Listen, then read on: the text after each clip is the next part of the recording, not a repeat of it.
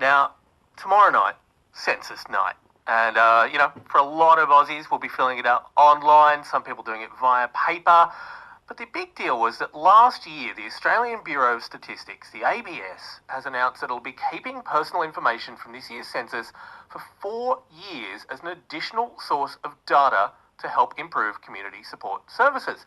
A lot of people have said there's some big concerns around the security of identifiable information, names, addresses, birthplace, household details, all being stored for that long. Now, despite reassurances from the ABS about data security, some privacy advocates remain very, very unconvinced. To find out a little more about sort of digital privacy more broadly, but also as it relates to the census specifically, I'm joined by Associate Professor Katina Michael. She's from the School of Information Technology and Computer Science at the University of Wollongong. Good morning, Katina. Good morning, how are you? I'm very well. Thank you for joining us on Breakfast this morning. Now, let's just cut straight to the chase. Should people be concerned about this? I think the digital census has brought around a very concerning trend. I don't know why the ABS has introduced a compulsory field of putting in your real name and your date of birth. It just creates a statistical linkage key that can match you against other federal database records. So you do believe that there could be a misuse of this data? Certainly, I think the ABS is not coming out clean, and neither is the government, in saying how they will use this data over the 4 years. I mean, when you look at the Act which goes with the census, it's about statistical information. What kind of statistical information does your name actually provide? Absolutely nothing. Do we really need to know how many Carolines there are or how many Healeys there are in New South Wales or in your street, for instance? Probably not. Now, I think this is really interesting because why are the ABS saying they absolutely need to have this data? Look, what they're trying to do is to get a high proportion of the population in completing the census and provide real names down to the address level.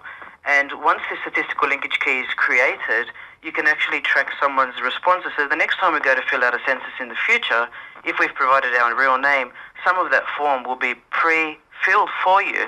But of course, there are other sinister and Orwellian kinds of reasons why I think the ABS want this data. There will be cross-matching done with other data sets. For example, statistical linkage keys are also used for mental health evaluation as a way to track patient data. So get ready for these kinds of details to be cross-matched with other federal databases. Now, this is quite intriguing to me because a lot of people I talk to seem to be worried about someone hacking into the ABS. But from your indication, and I'm inclined to agree actually, the concern is not external parties having this data, but what the government itself is likely to do with it. It's both, I think, Nick. On the one hand, I've used Australian Bureau of Statistics data dating back to 1996 to 2001 to look at telecommunication services provisioning. I had no problem purchasing the data set from the ABS. It was aggregated to the collection district level or statistical local area or statistical division at any geographic level of detail that you wanted to help you provision services with telecommunications, with schools, with what have you. So I'm a proponent of the use of census data and of the census, but I'm not a proponent of personal names. And the minute you let a third party like IBM in this case, who won a $9.6 million bid, in order to do the digital census, then what you're doing is you're creating a honeypot for others, and hackers in particular, to try and access the data. And even though IBM is saying they're going to store the data in 3 different locations, their own executives have come out and said this data will inevitably be hacked. And we don't have a data breach notification policy in this country, so we will never know if it will be hacked as citizens of Australia.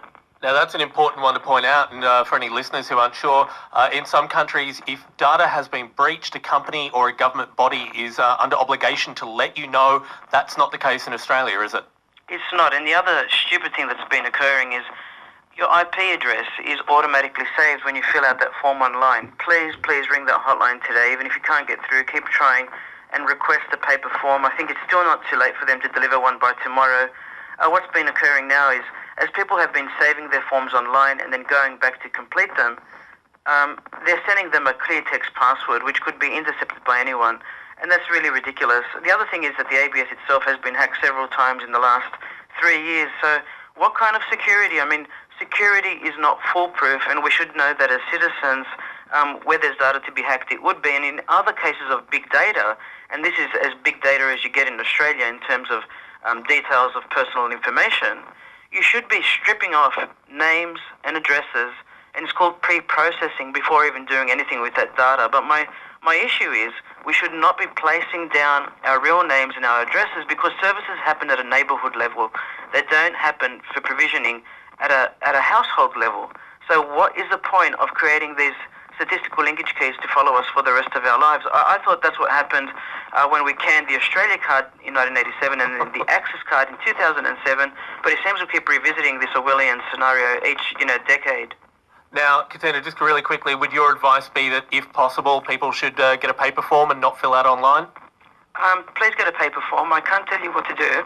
Do not provide false information. Absolutely on the census. I'm not a proponent of that. But it is your choice whether you fill out your name and your real name and address details. But I would say, for the sake of the state and the country, please do fill out the rest of the details as honestly as possible. But I would just question whether, even in the Act itself, we are held liable to a fine, even of $180, if we leave those two first items blank. Katina, thank you very much for talking to Breakfast this morning. Thanks, Nick.